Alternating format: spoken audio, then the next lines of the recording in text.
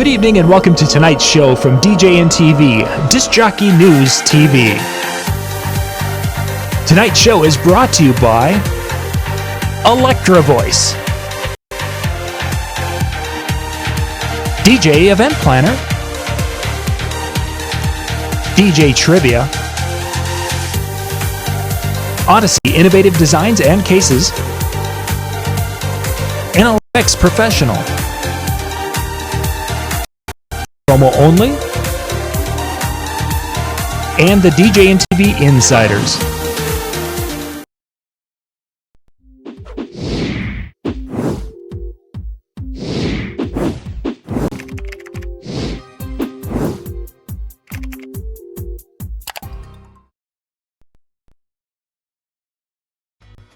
DJ Event Planner will change the way you manage and run your business. Streamline all of your procedures and software into one easy-to-manage system. DJ Event Planner, the ultimate online planning tool.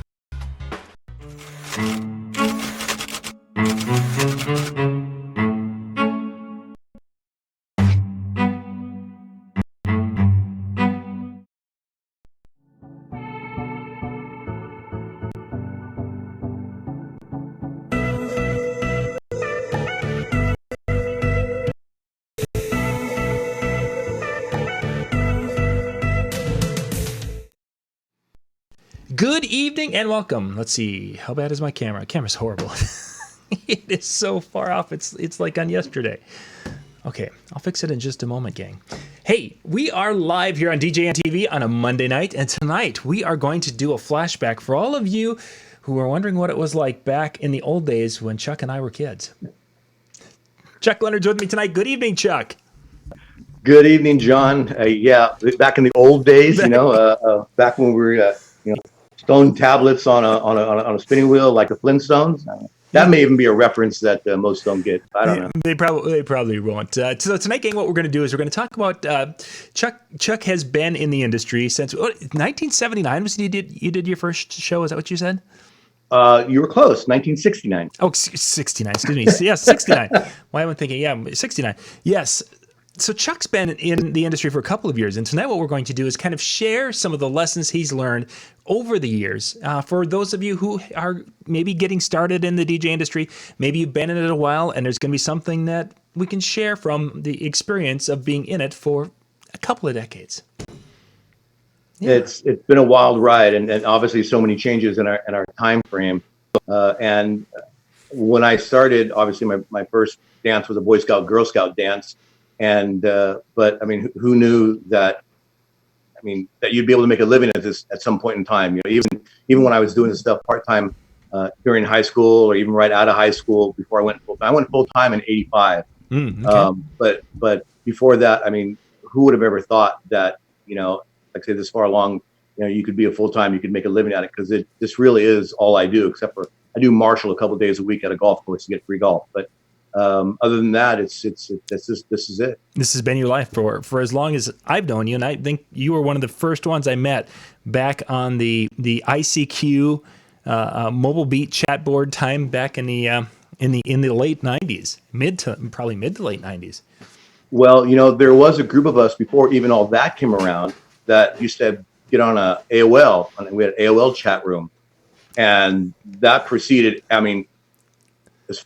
To the best of my memory, the AOL chat room that we used to do, I think was on Sunday nights.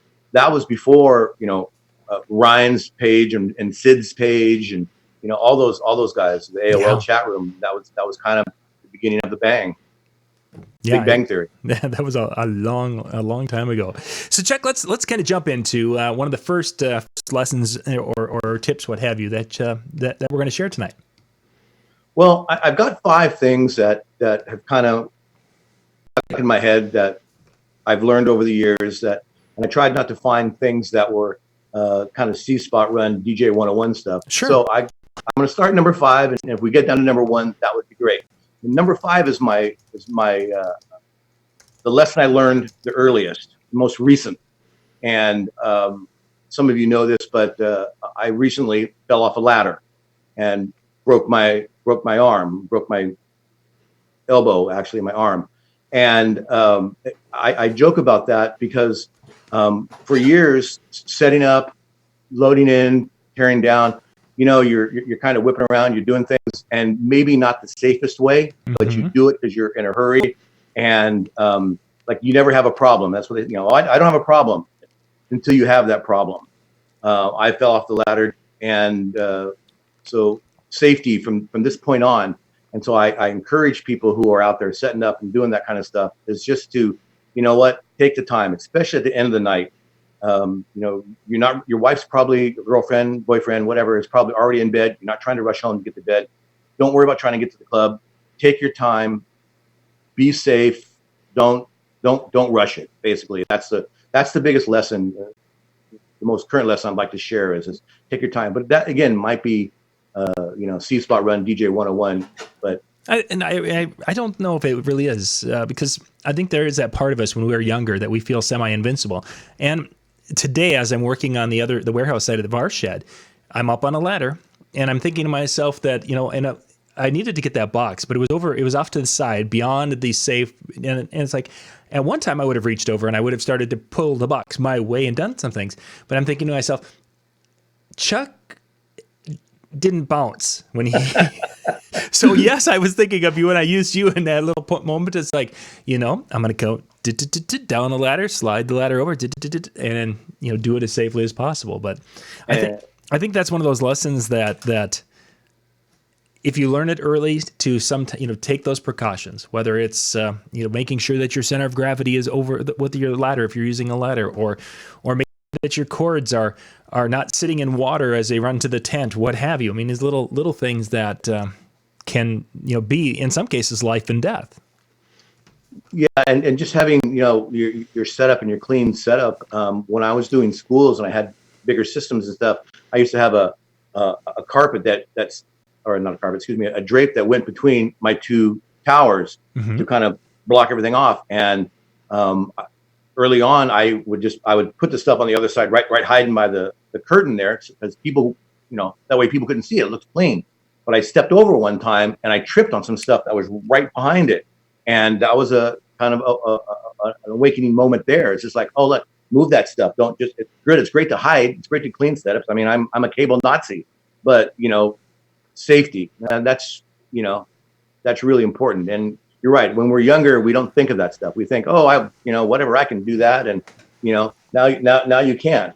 So it's scary. You make a great point with that, with the setup and such. I find in the last probably 5 years that as I'm walking behind the systems, it used to be that I didn't think too much of having a little bit of light back there. It's like, yeah, I could see well enough, but as we age, the eyes don't give us that low light capability anymore. And I find now that my son, he goes and sets up, and then if I go visit his show, it's like, I think it's pitch dark back there and I can't see what's going on. He's like, oh no, I can see. Where's the wire over there that's to the wall and it's taped down, and I can't see these things. So just that, making it a safe workplace. In my case, I have to have a little bit of I've gone to putting up lights back behind us at most of our events now, not because it looks cool, which it does, but just for the safety's sake, and using that little bit of common sense to, because it wouldn't look cool for the DJ to take a header behind the system.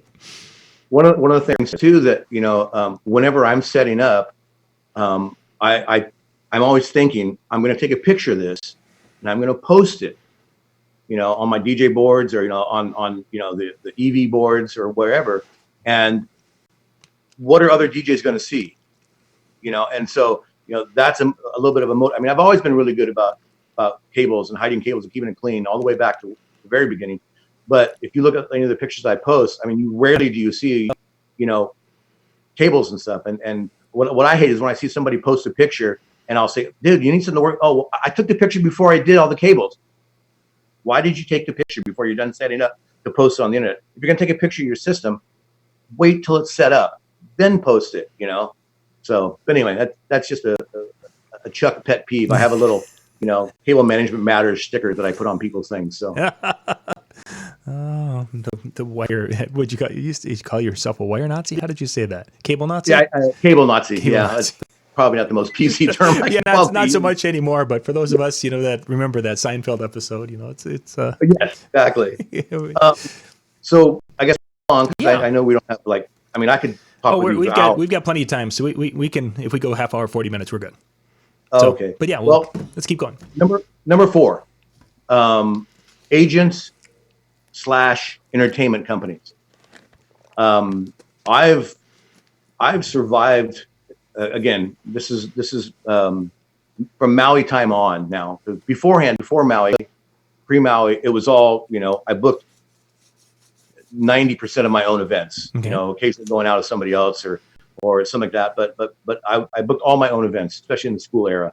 But once I moved to Maui, what I found was that you couldn't really work in the hotels without going through one of the entertainment agencies on Maui. It was one called Envisions and one called Tahati. And I didn't really like that at first. They're like, well, okay, but I did, kind of out of necessity in order to work. And once I did that, I thought, well, this is great. I love them. I know some people have a problem with agents or entertainment companies because they want a certain percentage. They've got to make their money too. So a lot of guys will think, well, I don't want to have to pay them XYZ because I won't be able to get my, if I'm charging $2,000 for a wedding, and that means I got to pay the agent, $200, $300, $400, and so I'm only going to make $1,500, $1,600. Right. It depends on how you approach the agent or the agency. I was lucky enough for the agents that I had. I've always gone like, or they've asked me, how much money do you want? So you want $1,800? You want $2,000? Great. They're going to tack on top of that. Sure. So it was never, I want $2,000 and then I'll give you 20%. Chuck, I'll give you 30%. kind of explain for those who have never worked with an agent or have never dealt with that type of a situation, what is involved with working with an agency? Well, I mean, my very first agent back in the day was a buddy of mine, so I'm not going to count Bob Ante. But on Maui, I was there, and I actually had my first gig 9 days after I moved to Maui. It actually was at a wedding that I had booked on my own while I was still in the mainland. And they were like, "Are you sure you're going to be on Maui when we have our wedding?" Because yeah. So and at that wedding, there were one of the ladies from Envisions Entertainment happened to go by, and she saw me and she met me. So here's a card. Come in and let's talk. Maybe we want to book your services. Sure. So I said, oh, okay. So I went in the next Monday and I went to their office, and they led me to what I call a lawyer table, really long wooden table with all these chairs and stuff like that. And they go, sit down. And so I sat down, and then all of a sudden, all these people started coming in. There's like, I don't know, 8, 9 people, and they're all sitting down, and they're all introducing themselves. And I'm like, wait. Who are all you people? Mm-hmm. What? Oh, well, this is, these are the 3 owners of the company. This is, Kim, and she handles this side of the island. This is Wanda, she handles this side of the island. And this is Betty, and da, da, da. And I was like, wow. Most agencies, the one I use here now is basically a mom and pop kind of thing that handle it. And they have one lady that goes out and manages events for them. Okay. But meeting with the agency, you're basically going in there and you're trying to tell them, you want to book me because I can do this, and I have either a special niche or what I can bring to you that you don't already have. What is, and if they like you and if they can fit you into their, stable of entertainers, that's what they'll do. I'm a fairly personable individual, and I have a fairly outgoing personality. And one of the things that's one of my niches is I'm not afraid to be on stage and leading 800 people into the chicken dance. I mean, I can be that cat up there on the stage, and I can, introduce the CEO of the company, and I'm not afraid. I've got my mirrored ball jacket that I can wear, and Yep. But a lot of guys don't have that. And on Maui, that was a biggie. On Maui, the DJs there are amazing DJs. They can mix and stuff, and they've gotten better. But when I first moved there wasn't a lot of entertainers that would do games or activities or karaoke. There was a couple, but I rubbed a couple guys the wrong way when I first moved to Maui, and I put my website up, and it said, I said, Maui's most versatile DJ. And I heard about that from a couple guys, but at the time it was like, because, I mean, I was used to doing, games and activities and, the balloon stuffs and the hula hoops and even all that, and karaoke and game shows. I had the game show, the original, game show 4-pod system. And, and nobody else had that stuff then. Now they've all gotten a lot better. They've really stepped up the game on Maui. But back then I was able to offer the agency something that they didn't have. And it gave me a special niche, and it worked out really well. So getting involved with the agents, one of the things that I like to point out to people is that if I meet somebody wherever, and what do you do? Oh, well, I'm a mobile DJ, and I'm a company, Spectrum Mobile DJ. I go, oh, that's great. Well, if I meet that same person and I go, oh, well, I have an agent that's Envisions Entertainment or whoever. You tell somebody that you have an agent, and in their mind, it automatically puts you at a higher level. It's like people that, like when I ran the Bose system for a while, right? They saw Bose. I had people come up to me and goes, man, you must be great. And I haven't even played a song. But people equate that Bose to quality. Yes. Right or wrong, whatever, we can hash that all day long. But they equate that to quality. The same thing is if you tell somebody I have an agent, their mindset is like, wow, you have an agent, as opposed to, you can book me on my own. So, but both avenues have worked well for me. But that's one of the main reasons why I like agency. Sure. Yeah. Well, that, and I'm lazy. They do a lot of work. My wife hates it when I say that because she knows I'm not lazy. But it does allow me more free time. It used to be when the phone rang, you got to get the phone. You got to pick up the phone. You got to answer. Or now emails. Because if you don't, they're just going to go on to the next person. One. Yes. Right. But when you're relying on the agents or the entertainment companies, I don't have to worry about that. I can be out on the golf course, and if my phone rings, I don't have to run try to answer it. I can, finish playing my 18 and get back to it then. It's not quite as critical, which gives you a little bit more of a relaxed lifestyle, which makes my life a lot happier. For sure. So when you have an agency booking you, like in the Hawaii situation, well, first off, when did you move out and when did you move back to the mainland? Oh man, I knew you were going to ask me that. I was trying to think of that earlier because we've been friends for a long time, so I remember the moves back and forth. In chance, sweetheart, you remember the year that we moved to Maui? Well, let's see. I was on Maui when I turned 50. Around 2007. Around 2007, we moved to Maui, and we've been back here now about 7 years or 8 years. We've been back. We were on Maui for almost 8 years. Okay. And it was a wonderful experience. So when you were at the peak out there and you're doing the most, how often was the agency able to keep you busy out on the island there?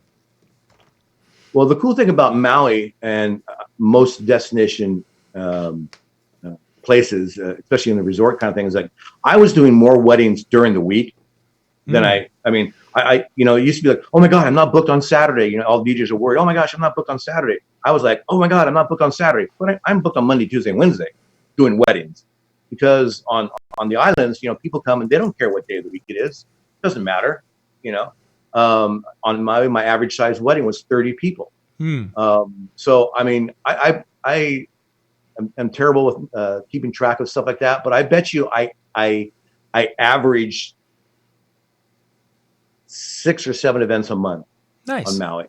Nice. Yeah, I mean, there I'm sure there were months where I did more, and then some months where I did less. But there's not really a downtime for events on Maui. Not like here, where I can pretty much guarantee November and January are normally slow months here.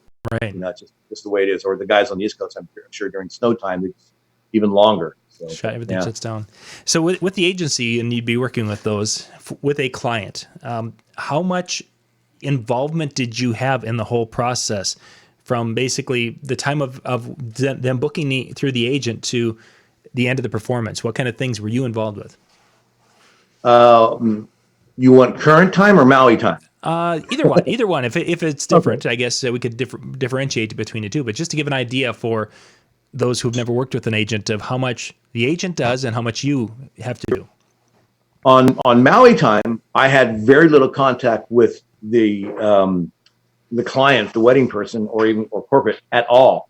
I can't tell you the number of times I would show up to DJ a wedding and I would be in there loading in, and the event planner or the would go up and go, "Here's your music list. Here's your timeline. Day of." Mhm. You know, God help me if I didn't have their song, which did happen a couple of times. Now here, I usually have like a phone call. If the person calling the agent's looking for a DJ, the agent will go like, "Well, here's a couple guys that work well. Let me give you a call or talk to them, and we can go from there." So I'll have like an initial, "Hi, how you doing?" call. Nice. I'm Chuck, and this is my style, and yada yada yada yada. And then from that point, the agent takes care of everything.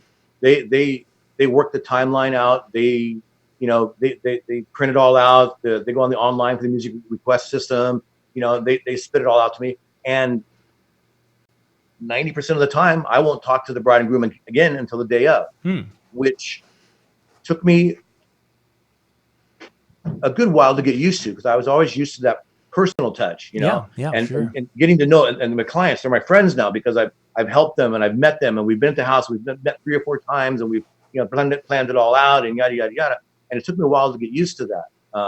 But the very first wedding, or one of the first weddings I did on Maui that was booked by an agent, and it was one of those, "Here's your list, day of," and I rocked the party. Mm-hmm. And they were great, and they were very happy. And of course, they're on Maui, so it was, how can you not be happy? But I learned that I don't need to have 50 hours of planning into the event to make it work. Sure. That I can go in cold and throw a party, and everybody have a great time, and they celebrate, and at the end of the day, they're married. And that opened up my idea to the positivity of agencies and entertainment agencies. So I guess some clients maybe a little bit more, but generally speaking, even now with the agents that I have now, I mean, if I talk to them twice before the wedding day, it's unusual. Interesting. It really is. And as I kind of mentioned earlier, I don't Skype with anybody. I mean, I don't have FaceTimes. And, it's just kind of an initial thing, and then a lot of times there'll be maybe a 2-week ahead of time call, but sometimes not. So, again, more golf time for me. Yeah, So. Exactly. So number 2 was looking at the idea of agents and such with your business. So good idea. I've never done that myself. That might be something to dig into, because I know there's a couple of agents who have really been active in our area, and that could explain a couple of the venues, the direction they've gone. Well, and a lot of the agents, they have their clientele, and they have their venues that they work at, and so they've got a built-in network already themselves. Yeah. So it's just finding the right one is always a hard thing, and which is obviously completely different than subcontracting with another DJ company. Yeah, that's a whole different thing. Yeah. But which I do that also. But the agent thing is kind of my preferred way to go if I can. Excellent. All right, let's keep going. What's number 3? So number 3, I kind of want to touch base on is the note I have here for myself, which is right down here low that I'm keeping my eyes on, is look outside the business when you're thinking about your promo. I see guys post all the time, "Hey, look at my website. What do you guys think?" Or "How do I do this at a bridal fair?" Or "What do we do?" And it's great because people give you ideas, but they're giving you ideas from a DJ standpoint, Yes. entertainer standpoint, not Betty and Bob getting married standpoint. A lot of people, if you're a DJ on Facebook, if your spouse is on Facebook and not involved in the business like mine, you can have her group of friends, because my favorite example of this is the Wedding Wire Awards. Okay. Now, when all of a sudden when the Wedding Wire Awards come out, guys are posting about it, and I mean, I don't really have to get into the whole attitude towards DJs towards Wedding Wire Awards, but whenever I get one and I posted about it, the people not in the business, your friends, your family, or whatever, that are not in the DJ business, they're like, "My God, congratulations! That thing is so amazing. It's great," because they perceive that as it's an award. You earned it. DJs themselves have a different attitude towards it, but the outside world, it's a really good thing. It's like driving into that getting to the car store, new tires, and you go into the shop and you see all those little plaques on the walls, like this guy has been, 50,000 mile, da da da, and you're like, oh, cool, that guy's got some awards. He must be good. You could have freaking made him up on his own. We don't know. It could be the same thing as the wedding wire for car dealers or tire shop. But to us, looking at that, that's a big thing. So my number 3 is when you're doing promo or your website, whatever, and you want to get input. It's great to get input from other DJs because we do have experience on doing things like that. But try to look outside the DJ world. Like, go to somebody who got married or your friends or whatever that maybe if you have another job or whatever, you're golf on the golf. Say, hey, as a potential person, what would you think about this website? And see what they think. It's two different mindsets. Yeah, I think that's something as a wedding DJ we kind of sometimes don't think about because it's easier to ask our DJ friends because they're also entertainers, and we and okay, there's this little part of us that we want to show our friends that we can create something really cool or we can buy something really cool, and we want our friends to say, "Ooh, look at that! You got a nice website." And we're not designing our website to impress our friends; we're designing it to drive business. Right, I know, and sometimes you're like some of the colors and stuff that we think are cool. A bride, it's going to turn off a bride and groom. You know? It's like the old guys posting pictures of their gear, or their setups. That's great. I love seeing those. I love looking at them and saying hide your cables. Yeah, exactly. I was going to say you're just looking for the cables. That's all. I mean, it's like for the cables. But and this has been said again. This may be a little bit of a DJ 101, but brides and grooms, they're looking at your setup, and unless they went to a wedding last weekend and they saw some other DJ setup, they're not going to know whatever unless you have bows. They see bows, they'll think that they're badass. But but anyway, I don't run bows. I'm not getting any money from them. I shouldn't be dropping. I was going to say, I mean, that was we did those for quite a while, but that is come and gone, unfortunately, or fortunately, however you want to look at it. So that's basically number 3. That's basically that kind of how I feel about the promo and stuff. So, good, good tip, good idea. Number 2, I just wrote down be unique, and there's a lot of great info out on the boards. I mean, I mentioned Randy Bartlett earlier. His stuff is great, and Peter's and Mark's and all these guys.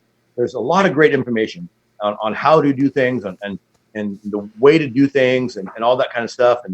And if you post on the boards, which is what shoes should I wear? And they're, wear black and I mean, and it gets to the point to where it's like if everybody took everybody's advice, we would all look exactly the same. We'd all run the same speakers. We'd all have the same setup. We'd all wear the exact same clothes.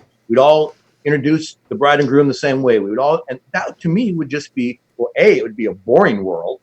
And I'm far from boring. Yes. And B, there'd be no way for clients to be able to tell us apart. The only advantage to that would be maybe a standardized pricing structure where, if you're all exactly the same, you could all charge $3,000 and that'd be fine because that's all there was.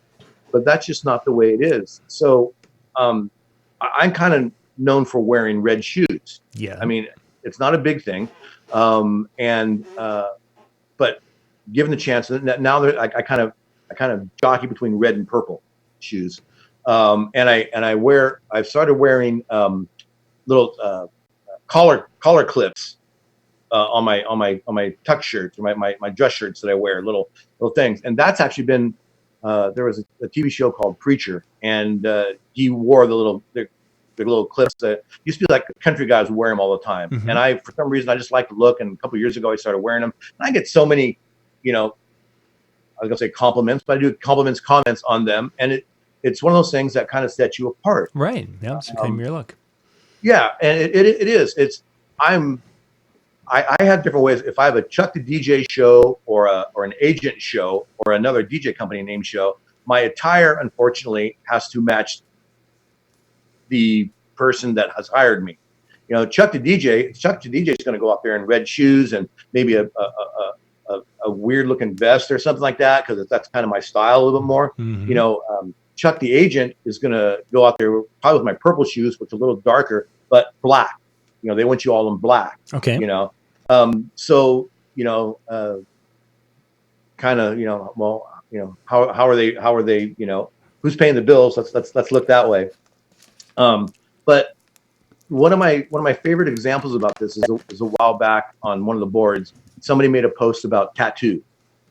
Like, Okay. what do you guys think? I'm thinking about getting a tattoo. What do you guys think? And oh my gosh, it blew up, and oh, how unprofessional. And I would, so, and I always get this cat's name wrong, but Jason Jeni. Yeah, Jenna. Yep. You got her. Yeah. Right on. Okay, let's talk tattoos. All right. All right. I mean, anybody who knows Jason or has seen pictures of Jason, the tattoo king. Okay. And look at this cat. He does amazing stuff. And, of course, it's his ability, his mixing, his song selection, yada, yada, yada. But, I mean, that is a guy that, I don't know, starting out, somebody go, well, dude, you gotta hide those, wear your long sleeves or whatever, because, they're weird on tattoos. Or I had a buddy that was up in my area who used to come to conventions all the time. And his name's Rick, but he used to go by Fiznik Rick. And where he would wear Converse tennis shoes at weddings, and not even the matching colors. He'd wear like red on one side and green on the other, or the thin tie with buttons and bows and I mean, but that was Fizzy's style, and he was the king for a long time, and nobody could do what Fizzy did. Nobody could dress like Fizzy did, and he was pulling in top money, because he was unique. He wasn't a cookie cutter DJ, and that's I know sometimes you have to be a cookie cutter DJ. I do, but try to be unique in something. When I years ago, before I went full time, I tried selling cars. Okay. And I went to a salesmanship class, and one of the things that they said was, wear multi or pretty colored socks, because people will remember your socks. So they would leave the dealership. If they came back in, they might not remember your name. They might not remember, hey, I was talking to John about this used car, but there was a guy had green socks on, and oh, that's John. John wears the green socks. Yeah. I mean, again, same thing. It's just something to make you stand out. And there's so many things anymore. I mean, you look at our systems, a lot of the DJ systems all look the same, or very much basically, so, yeah. We're all buying, from the same speakers or whatever. And, it's kind of hard, but the DJ style, what you're wearing, is unique. And I think that's really important to be unique and not be afraid to push that envelope a little bit. And you're going to know. I mean, if you've pushed it too far, yes, sir. It is possible. And again, you can go back to your wife's friends or your boyfriend's friends or your whatever, and say, hey, I mean, so what would you think about us wearing this at an event? What would you get that input from outside the business, because guys in the business are going to give you the business. So it's anyway, just my thought. So. Yeah, good. What do you wear? Be unique, just like everybody else. Yeah, be unique like everybody else. Yeah, that's good. I like that. Yeah, it just so happens for the last something I tried to stay ahead of in the area, where when people were doing one thing, they were, it was for early in the day, it was basically jeans and t-shirts, or jeans and a polo. So staying ahead of that curve, and then everyone I went to a tux, and other people went to a tux, and then I went to a tailored suit, and other people then started to come off the tuxedo and go to the tailored suits. Then it became a nice dress shirt and a loud vest, or a brighter vest, and that went for a period of time. And now this past summer, I was outside under a tent so often that I've just got basically like a company bowling shirt that fit my tent weddings more than a tuxedo did, because no one in the audience, or maybe a couple of the weddings had, but most of them didn't have tuxedos. They were wearing something. Blue jeans and a button-down shirt and a vest was two of the weddings last summer. So, well, and that's what hand in over 7 years that I wore a tuxedo or even a suit and tie at a wedding. Mm-hmm. It was all what resort casual. It was all nice kind of dress, maybe beige slacks and an Aloha shirt. Yeah, and kind of style. But I would buy a lot of my Aloha shirts at Costco. Costco, oh, it's great. And I remember being up on stage and having my Costco shirt and a nice Tommy Bahama shirt, which is about $100 a pop, or a little bit. That's one of those things where you go on go on one of the DJ boards and the guys have to. It works great for him or it works great for you. Or it may be okay for this over here.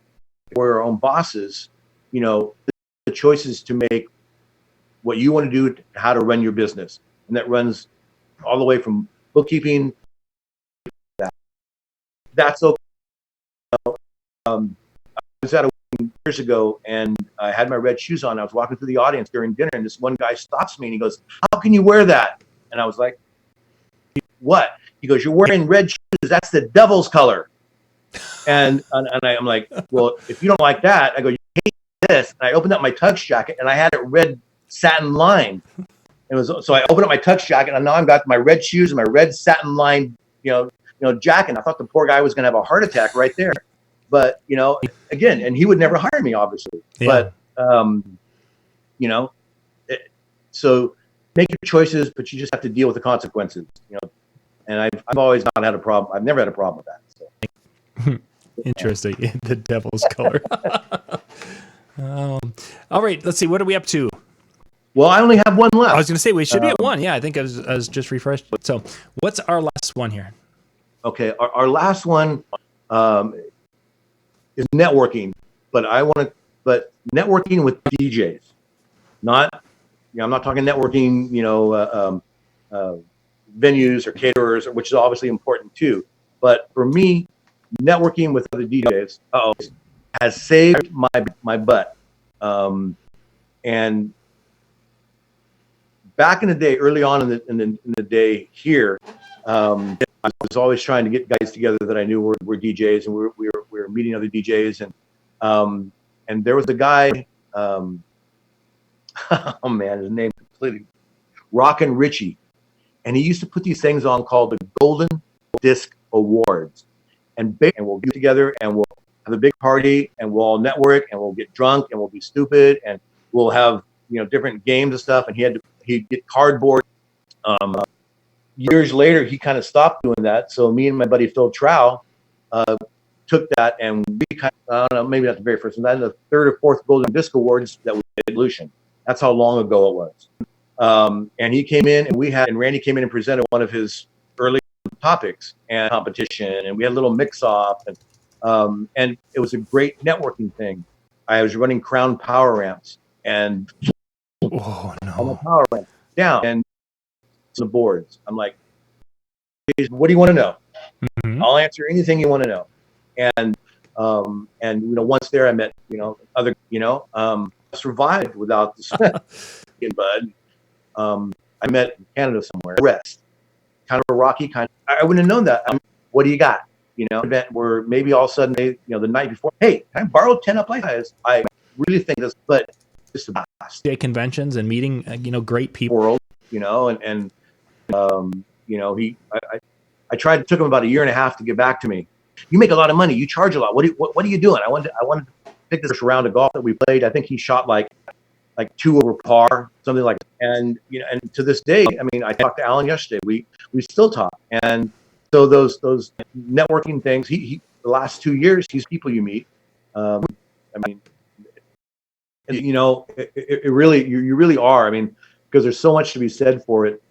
Hey, let's have a pizza and poker night, yeah, and just build that up and talk about, and it's a good way to learn about venues, and the ins and outs. I met these people that just sucked. They were just terrible, and just locally you're just trading that stuff, and so it's good info, and it'll just help you build your crap. I've heard about that place. Yeah, no, I'm sorry, I don't work there, or if I do, I charge extra, or who do know it benefits everybody, and then you share your stuff. Yeah, hope you share.